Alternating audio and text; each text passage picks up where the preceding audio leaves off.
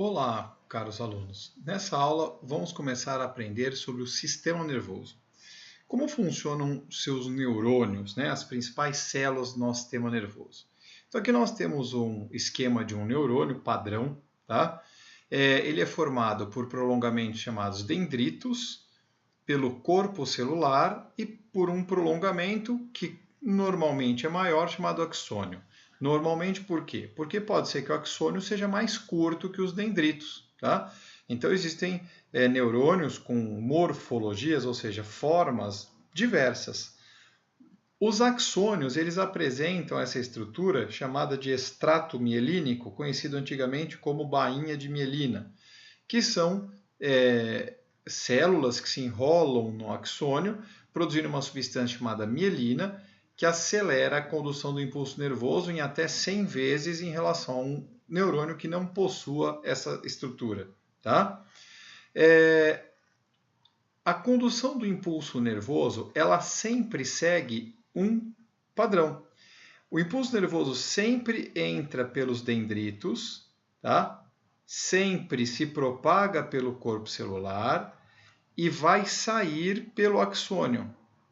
Então, não importa o tipo de neurônio, não importa para onde ele está levando o impulso nervoso, não importa se os comprimentos do dendrito ou axônio são diferentes. Sempre a condução do impulso nervoso acontece do dendrito para o corpo celular e do corpo celular para o axônio. Sempre nessa direção. Tá claro? Bom, como é que se dá a formação do impulso nervoso? O impulso nervoso, para acontecer, precisa de um limiar de excitação. O que significa isso? Para que o neurônio produza um impulso nervoso, tem que haver uma intensidade mínima de estímulo para que ele aconteça. Então imagine que eu pegasse uma agulha, por exemplo, e encostasse na sua pele tão levemente, mas tão levemente que você não sentisse. Por que você não teria sentido? Porque nenhum neurônio atingiu o limiar de excitação. Nenhum deles foi capaz de gerar um impulso nervoso. Se eu encostasse um pouquinho mais perto da sua pele, provavelmente você começaria a sentir, porque teria atingido o limiar de excitação de alguns neurônios que passariam a gerar um impulso nervoso, demonstrando o que está acontecendo. Tá? Além disso, existe uma lei que a gente chama de lei do tudo ou nada. O que significa isso? Uma vez que o neurônio gerou o impulso nervoso, esse impulso nervoso vai embora. Ele tem a mesma intensidade sempre. Como é que faz para a gente sentir, por exemplo, a agulha entrando no braço ou um som mais alto, um local mais claro? Nós temos mais neurônios sendo estimulados. Então, um neurônio sempre manda um impulso nervoso com a mesma intensidade. Para que nós tenhamos uma intensidade maior de uma sensação qualquer, nós precisamos de mais neurônios trabalhando juntos. Tá? Um neurônio é uma célula, essa imagem mostra bem isso. Ele tem um núcleo, ele tem retículo endoplasmático granular, retícula granular, sistema golgiense, mitocôndrias, citoplasma, tudo como qualquer célula. Só que ele tem essa forma esquisita, tá bom? Bom, os neurônios, pessoal, eles se comunicam através de sinapses. Sinapse não é um contato entre neurônio, mas uma aproximação. Perceba que há um espaço entre eles chamado fenda sináptica. Aqui nós temos à esquerda o axônio de um neurônio e à direita o dendrito de outro. Nós chamamos esse neurônio de pré-sináptico, vem antes da sinapse, e esse de pós-sináptico, que vem depois da sinapse. Quando o impulso nervoso chega pelo axônio, ele vai fazer com que essas bolsas aqui de neurotransmissores liberem o neurotransmissor na fenda sináptica. Esse neurotransmissor irá interagir com os receptores que nós estamos vendo aqui, ó. Receptores na membrana do outro neurônio, do neurônio pós-sináptico, tá? Então, quando esses neurotransmissores interagem aqui, eles geram um novo impulso nervoso no dendrito seguinte, tá bom? Então é assim que ocorre a transmissão do impulso nervoso.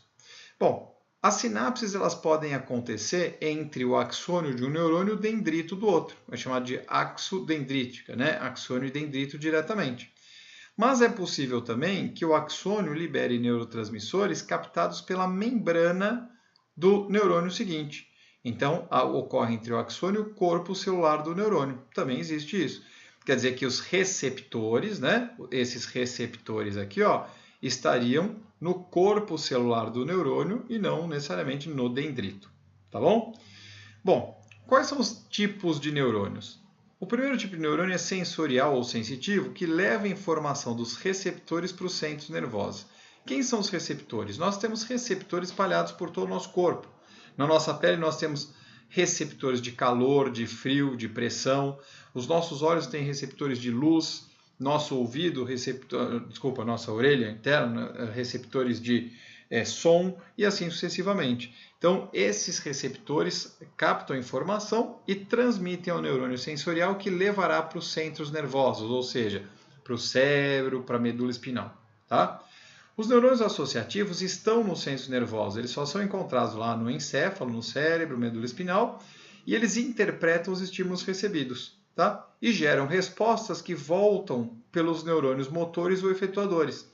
Eles levam as respostas dos centros nervosos para os órgãos motores ou efetuadores, que podem ser os músculos ou as glândulas. Músculos ou glândulas, dependendo do caso, tá? Esses são os órgãos efetuadores. Então, como é que funcionaria isso? Nós teríamos aqui um estímulo que sai aqui da mão, por exemplo, vem por um neurônio sensorial até o centro nervoso, cérebro, medula espinhal, e aí volta uma resposta, por exemplo, para um músculo para que você movimente o braço. Tá bom? Bom, agora vamos ficar por aqui e vamos exercitar um pouco o que você acabou de aprender.